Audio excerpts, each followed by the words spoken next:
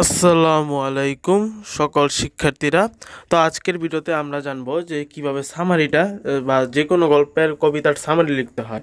তো দেখো, সামারি লেখার যে নিয়মটা রয়েছে, the passage is the mainly written about the importance of the obviously, অর্থাৎ এখানে তোমরা যে বিষয়ে সামারিটা লিখবে সেখানে দিয়ে দিবে an attractive and impressive issue which cannot go without our deep attention, বা ছাড়া আমাদের গরিব মনোযোগ দিয়ে নিতে পারি।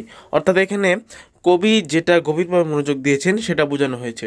অর্থাৎ আমি এই সামারি লেখার নিয়মে কিন্তু প্রত্যেকটা পদ্ধতি কিন্তু আমি তোমাদের সঙ্গে এখানে আলোচনা করেছি। তোমরা ভিডিওটি আটকিয়ে তোমরা দেখতে পারো, যেখানে ব্যারিকেড দিয়ে লেখা রয়েছে তোমাদের কবিতা অনুযায়ী তোমরা সেগুলো লিখবে, বাকিটা এখানে লেখার মতো যেমন রয়েছে তেমনটা লিখবে।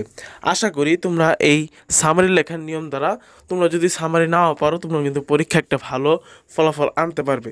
কেননা এখন কিন্তু কমন হিসেবে কোনো সামারি আসতে পারবে না। তাই তোমরা এই নিয়মে যদি সামারিটা তোমরা এই নিয়মটা যদি শিখে যাও, তাহলে তোমরা যে কোনো কবিতার সামারি লিখতে পারবে।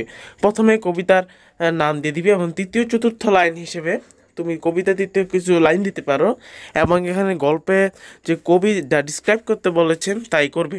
তো আশা করি তোমরা বুঝতে পেরেছো। তো ভিডিওটি দেখার জন্য সবাইকে ধন্যবাদ।